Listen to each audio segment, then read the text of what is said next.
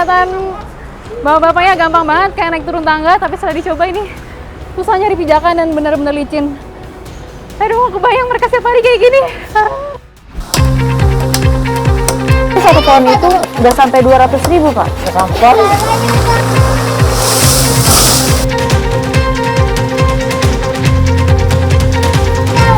Cukup emang untuk sehari-hari Pak, kalau cukup.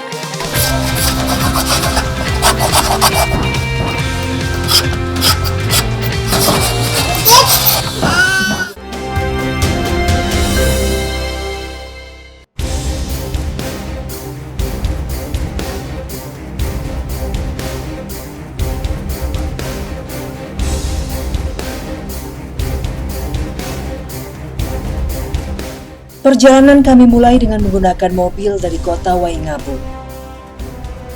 Hujan deras yang sempat turun beberapa hari terakhir menyisakan lumpur tebal yang seakan melahap ban kendaraan.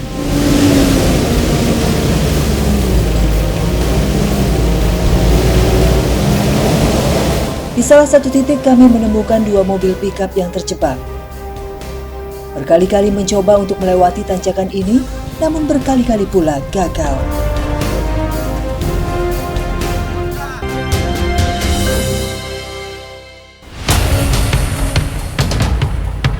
Ini tingginya bisa ada 6 meter, ada yang 10 meter. Semoga aman.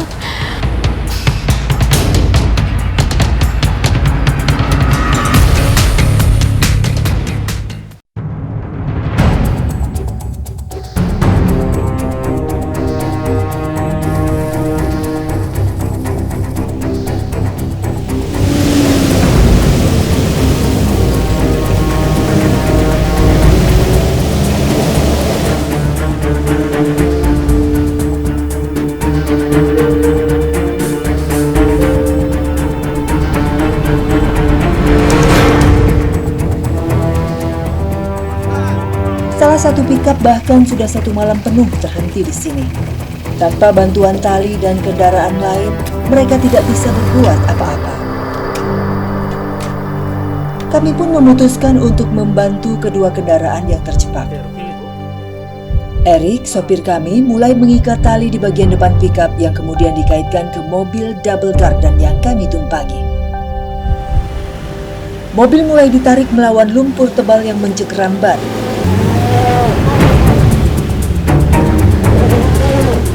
Suara mesin makin menderu, namun pickup yang ditarik belum juga bisa lolos.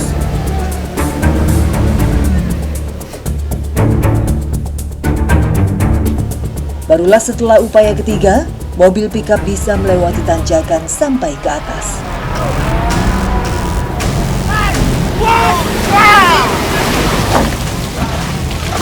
Pickup yang kami bantu ternyata menuju ke sebuah pasar mingguan yang ada di kecamatan. Terjebak berjam-jam pun pastinya akan membuat mereka tiba di pasar terlalu siang. Namun, ini bukan pertama kalinya bagi Ibu Erna berhadapan dengan jalan hancur seperti ini. Kalau orang di sana kalau susah oto juga, kalau sudah begini susah sekali oto. Tapi kalau ke sana nyampe kesiangan nggak nih Bu? Ya kesiangan sudah, kalau tidak ada orang pulang sudah. Tapi kalau itu langganan pasti mereka tunggu, karena itu garam, macam ke apa Siripinang begitu keperluan mereka. Berarti kalau kosong ini udah lewat sini pulang lagi gitu Bu? Pulang ini sudah lewat. Ya ini sudah terlalu sedih juga, kita mau menangis juga susah. Kita ya Tuhan, ya Allah ya mau bagaimana sudah terpaksa sudah. Sangat miris menyaksikan jalan utama provinsi dengan kondisi seperti ini. Keberadaan jalan ini sangat vital karena merupakan akses utama yang menghubungkan warga di Kecamatan Tabundung dengan ibu kota kabupaten. Kami melanjutkan perjalanan menuju desa. 3 jam perjalanan dari Waingapu akhirnya mengantar kami sampai ke kota Kecamatan Tabundung. Perjalanan belum usai. Dari sini kami harus melanjutkan perjalanan menggunakan sepeda motor.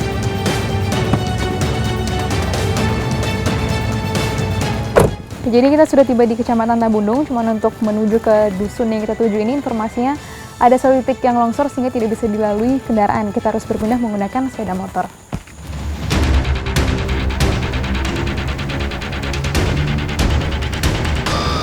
Tanpa menunggu lama, motor langsung tancap gas menuju Pinduhurani. Kali ini, jalur perbukitan menanjak dan menurun bergantian harus kami lalui. Aspal rusak dan berlubang menjadikan rintangan perjalanan kami semakin lengkap. Kami harus melaju dengan hati-hati, apalagi kubangan-kubangan air cukup besar tampak di sana-sini. Sepeda motor mencoba untuk menerobos sungai sedalam 1 meter ini secara bergantian.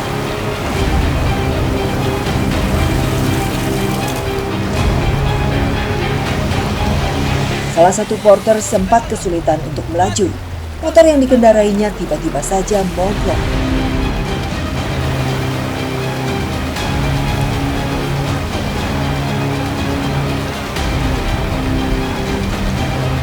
Para porter harus saling membantu untuk bisa melintasi sungai ini dengan selamat.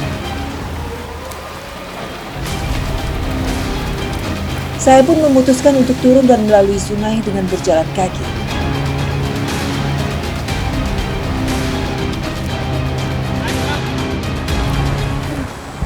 Itu kalau misalnya kelihatan di belakang ada batas aspal, itu biasanya kalau misalnya airnya lagi tinggi bisa meluap sampai ke atas. Dan kalau misalnya banjir mengenang jalan itu akses ini terputus sama sekali dan tidak bisa dilewati. Setelah tertunda cukup lama, kami pun bisa melanjutkan perjalanan. Hari sudah semakin gelap, namun akhirnya kami tiba juga di tempat tujuan. Usai bergelut 1 hari penuh dengan medan jalan yang berat, kami pun bisa sejenak beristirahat.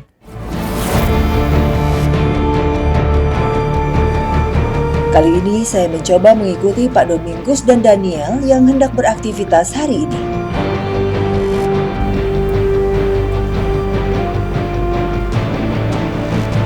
Melihat terjalnya dinding dan ganasnya ombak, nyali saya sempat menciut. Namun didorong rasa penasaran, saya memutuskan untuk tetap mengikuti keseharian warga di sini. Ya, jadi kalau misalnya sedang tidak musim tanam, biasanya masyarakat mencari kegiatan sampingan itu dengan mencari siput di balik tebing-tebing seperti ini. Ini tingginya bisa ada 6 meter, ada yang 10 meter. Dan saya akan coba ikut sama warga di sini. Semoga aman. Ayo Pak. Pelan-pelan ya Pak ya.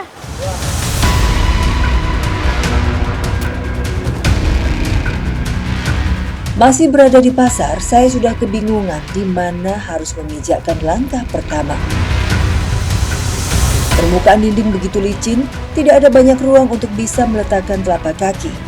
Saya pun mengikuti arahan Domingus yang sudah ahli.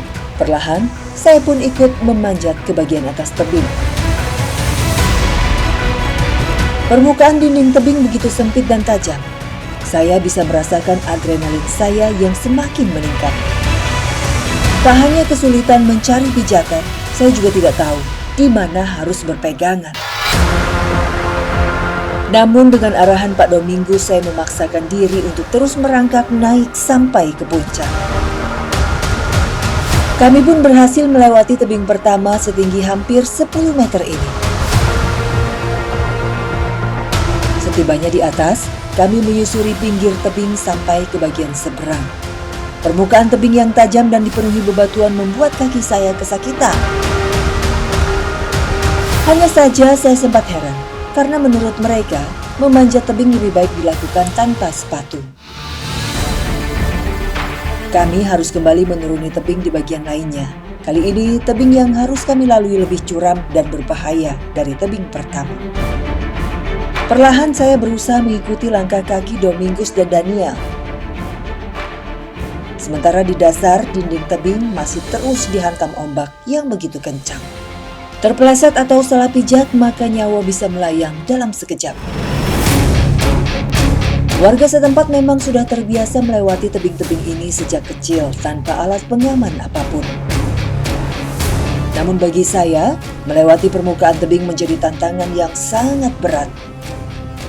Bahkan di bagian tengah tebing, badan saya sempat membeku. Saya tidak tahu di mana harus melangkahkan kaki karena tidak bisa melihat pijakan di bawah saya. Semakin mendekati dasar, permukaan dinding pun semakin licin. Akhirnya saya harus dibantu beberapa warga lain untuk bisa menuruni tebing dengan selamat.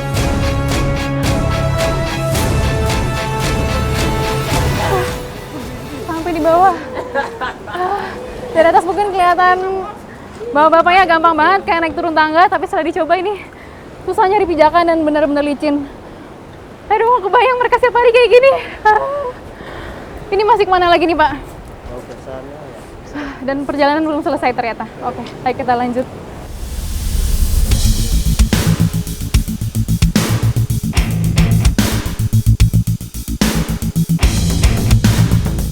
Tiba di dasar, kami baru bisa menyusuri pinggir laut untuk mencari siput yang bersembunyi di antara bebatuan dan karang yang ada. Menurut warga, di bagian pantai inilah mereka bisa menemukan lebih banyak siput. Tebing curam pun tidak menjadi halangan bagi mereka. Di lokasi yang sama, ternyata beberapa pencari siput lainnya sudah lebih dulu tiba. Sebagian bahkan merupakan wanita. Proses mencari siput terbilang mudah, namun mata kami harus jeli karena siput yang menempel di batu-batu ini memiliki warna cukup gelap. Terkadang warga juga membutuhkan bantuan alat cungkil untuk bisa melepas siput dari balik bebatuan. Siput yang berhasil didapat kemudian disimpan di dalam karung ataupun ember. Ini ngambilnya emang agak susah karena kadang-kadang warna siput ini nyaru sama batuan. Dan ini dia yang dicari sama warga di Pinduhurani, melewatin pinggir tebing yang curam demi siput ini. Oke. Kalau di sana nggak ada ya, Pak ya?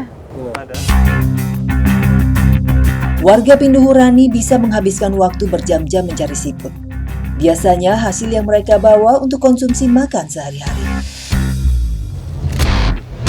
Saat cuaca dan jalan menghalangi aktivitas perekonomian, merupakan saat bagi warga untuk harus bergantung pada alam untuk bisa bertahan. Kenapa mau nyari siput di sini? Untuk jual, untuk makan. Kalau Bapak? Sama buat makan. Tidak takutkah itu naik-naik tebing kayak gitu? Tidak, sudah biasa. Sudah biasa. Dan musim apa baru bisa cari siput? Musim hujan, musim kemarau juga bisa. Juga bisa ya. Berarti sepanjang tahun bisa cari siput. Kami sudah mengumpulkan cukup banyak siput untuk kebutuhan makan 2-3 hari. Sebelum matahari mulai terbenam, kami memutuskan untuk kembali ke desa. Di jalan pulang, kami harus kembali melewati tebing curam. Kali ini, warga harus melintas sambil membawa tangkapan siput. Sama seperti Domingus dan Daniel, ibu-ibu yang memanjat tebing begitu lincah. Mereka seakan sudah hafal di mana harus memposisikan badan saat menaiki dinding.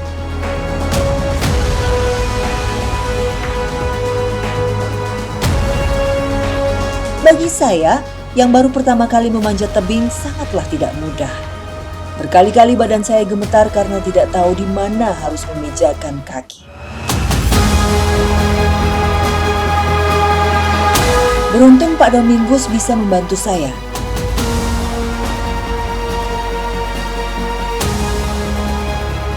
Dengan susah payah dan penuh perjuangan, akhirnya kami bisa melewati tebing dan tiba di bagian seberang dengan selamat.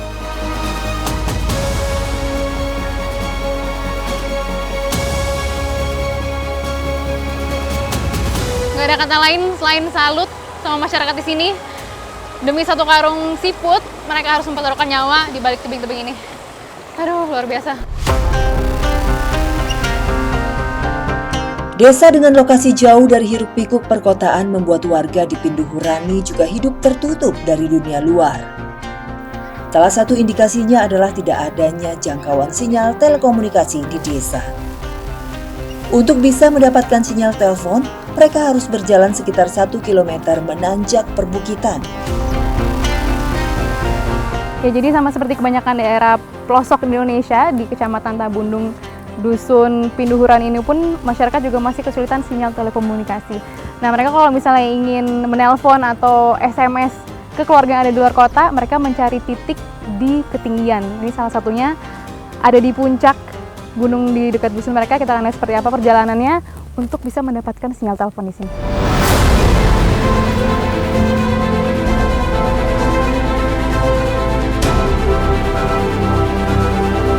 Entah berapa lama harus kami tempuh untuk sampai ke puncak. Jalur menuju bunyi sinyal tidak selalu mulus. Kami harus melewati batang dan ranting pohon yang menghalang jalan kami. Tidak hanya itu, sebuah aliran sungai juga harus kami seberangi sebelum mencapai dasar bukit.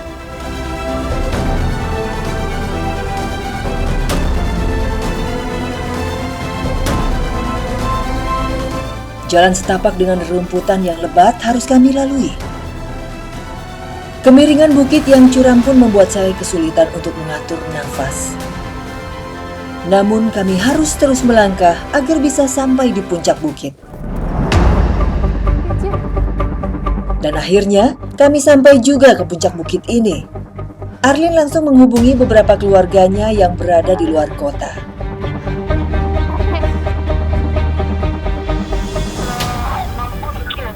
Oh, jam 2,7 dah? Hmm.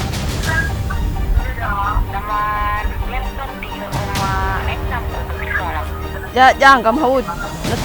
Temu di 6 jam kawal. Hah?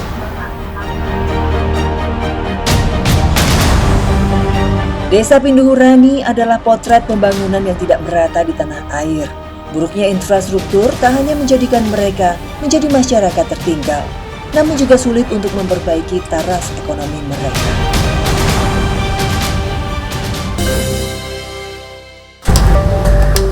Satu pohon itu udah sampai 200.000 Pak. Sampai.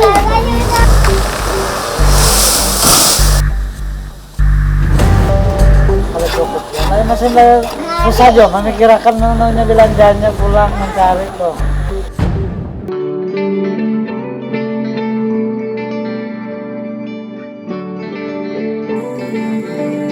Setiap tahun tradisi Tugal selalu mereka lakukan. Warga saling membantu menanam padi di ladang mereka masing-masing secara bergiliran. Berbeda dengan sistem pertanian di Sumatera dan Jawa, sistem bertani di sini adalah sistem ladang berpindah. Setiap 3 tahun, mereka berpindah tempat dengan membuka hutan atau semak belukar. Setelah 5 ladang, mereka akan kembali ke tempat pertama. Sisa pohon-pohon besar yang terbakar ini menandakan ladang baru pertama kali dibuka. Waktu menugal biasanya berlangsung bulan November hingga Desember. Uniknya, warga sudah mulai membuka lahan sejak bulan Juli.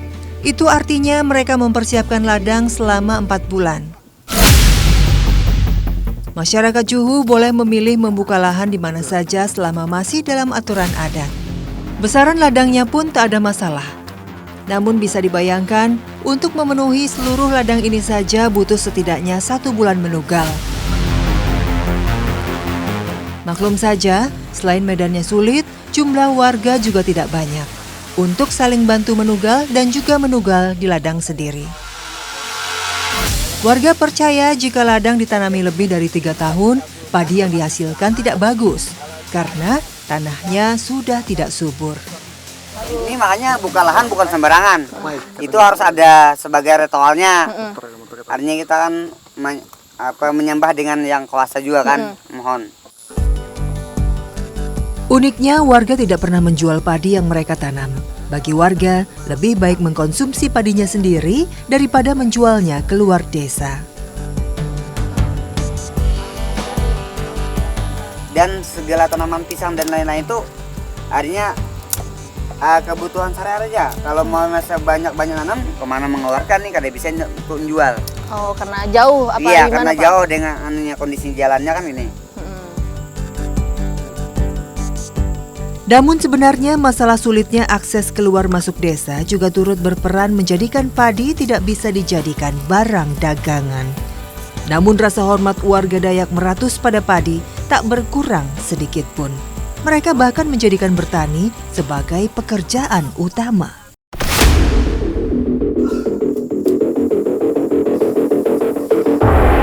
Tak kurang dari 46 kepala keluarga di Juhu tinggal menetap di dalam pondokan. Salah satunya adalah Pak Luging dan istrinya. Letak pondok yang dekat dengan ladang memang menguntungkan mereka. Namun di sisi lain, pondokan yang seadanya ini harus diakui jauh dari layak. Meski begitu, Ternyata sudah lebih dari 15 tahun Pak Luging dan keluarga tinggal di pondok ini. Setiap 3 tahun pindah ladang, pindah pula rumah mereka. Untuk itu, pondok dibangun dengan bahan seadanya. Kayu sebagai alas dan bambu sebagai dinding. Material sederhana ini memudahkan Pak Luging untuk membongkar pasang saat harus memindahkan pondoknya di lokasi ladang yang baru.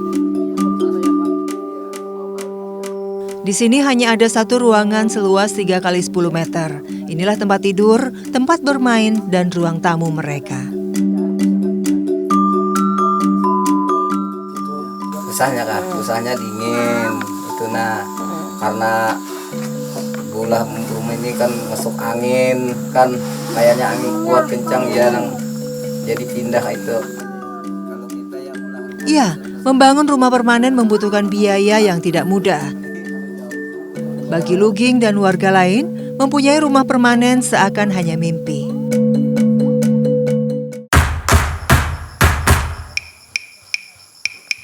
Namun kini, mimpi mereka mempunyai rumah sudah di depan mata.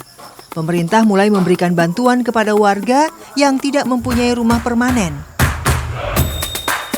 Tak ada lagi batang bambu sebagai dinding atau rumbia sebagai atapnya. Mereka tak harus bocor dan kedinginan malam hari.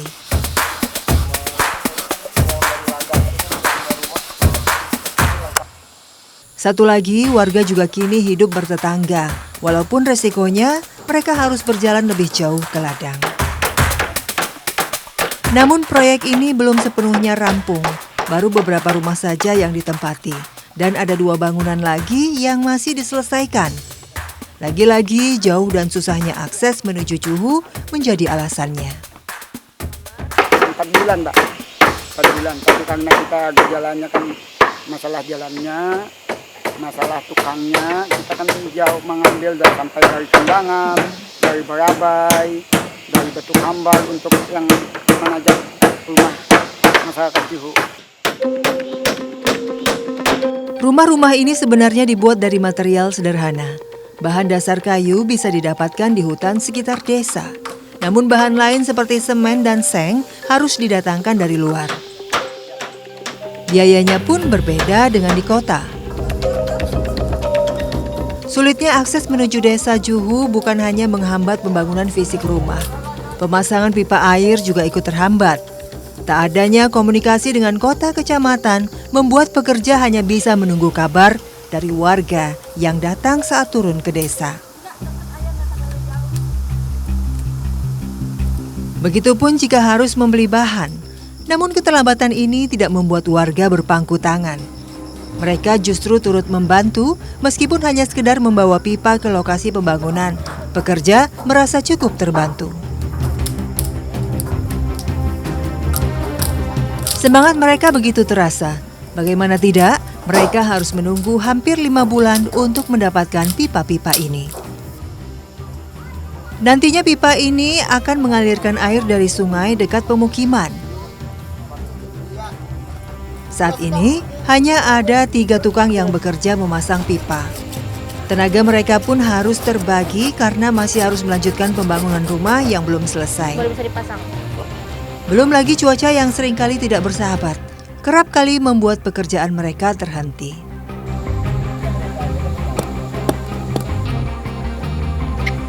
Sudah. Ya, ini adalah kelebihan dari perumahan baru ini. Warga akan mendapatkan sumber air bersih langsung ke rumah masing-masing. Jadi mereka tidak harus jalan jauh ke sungai untuk mandi, cuci, kakus. Tapi ini katanya paling lama proses pengerjaannya. Kenapa tuh, Pak? Gara-garanya kan karena kita kondisi membawa logistiknya terlalu lama. Proses jalan antara Desa Atiran menuju arah Juhu itu terlalu jauh. Karena nggak ada yang namanya transportasi, yang namanya ojek, cuma memakai ojek bahu. Hidup terisolir di Pegunungan Meratus memang menghambat segala pembangunan. Namun justru di tempat ini, tolong-menolong dan gotong royong dijalani warga sehari-hari. Area ini tadinya merupakan hutan yang ditumbuhi banyak pepohonan. Tidak heran masih banyak belukar di lahan seluas 1000 meter persegi ini. Karena hanya tinggal tersisa 2 rumah yang sebentar lagi selesai. Warga pun semangat mempersiapkan kampung baru di Juhu. Ya, kegiatan gotong royong ini merupakan rasa syukur dan bentuk senang yang dirasakan warga karena mendapatkan bantuan rumah gratis. Meskipun dari 64 kepala keluarga hanya 49 yang mendapatkan bantuan, tapi seluruh warga di desa turut merasakan senang. Hampir seluruh warga desa berkumpul hari ini. Laki-laki, wanita, tua, muda turut membantu. Kami membersihkan rumput yang menghalangi jalan dan kayu sisa bangunan. Tinggal menghitung hari, mereka bisa menempati rumah barunya.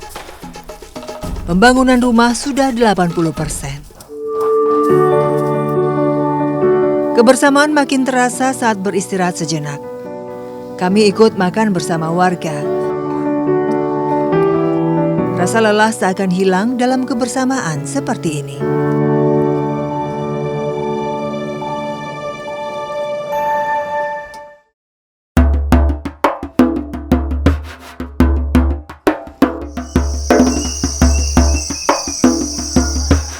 Di saat mereka tidak bisa menjual beras hasil bertani, mau tidak mau mereka harus mencari uang dari usaha yang lain.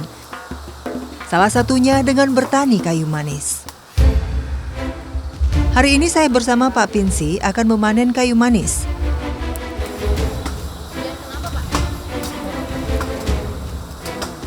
Hampir seluruh warga Juhu memiliki kebun kayu manis.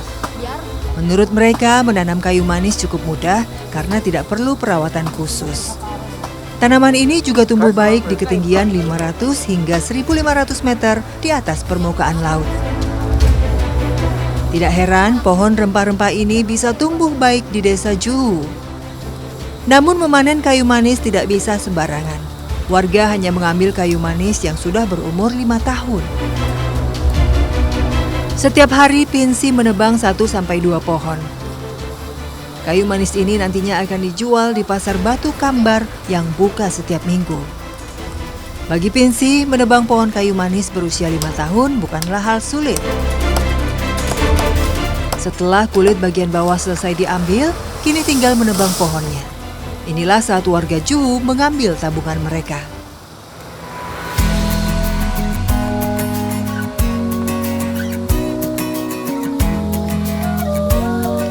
Kayu manis yang baru dipanen masih harus melewati beberapa proses sebelum dijual. Di rumah, Pinsi dan keluarga masih harus mengerok kulit kayu manis hingga halus. Pekerjaan inilah yang mereka lakukan hampir setiap hari. Pohon kayu itu paling 8-7 deh, Pak. Satu pohon? Satu pohon. Dapat 7 kilo? 1 kilonya berapa harganya? 18-16. Berarti satu pohon itu udah sampai 200.000, Pak? Udah sampai. Cukup emang untuk sehari-hari, Pak? Kalau cukup ya, masih susah aja memikirkan namanya belanjanya pulang mencari tuh. Nah, terus kalau nggak cukup gimana nih, Bapak? Makanya nggak kayu manis, paling kali pulang. Menurut mereka, dari satu pohon kayu manis, mereka bisa mendapatkan 100 hingga 200 ribu rupiah. Dengan syarat, kayu manis sudah dalam keadaan bersih dan kering. Di sini para wanita yang berperan menjaga kayu manis ini. Butuh waktu seharian untuk menjemur kayu manis jika cuaca cerah. Namun pada musim hujan seperti ini, waktu 2 hari kadang tidak cukup. Akibatnya, penghasilan mereka pun terpaksa harus tertunda. Hidup di gunung terpencil memang butuh perjuangan, namun keinginan untuk sejahtera adalah hak setiap warga negara ini, tak terkecuali warga desa Juhu. Kearifan lokal mereka untuk selalu menjaga alam patut dihargai.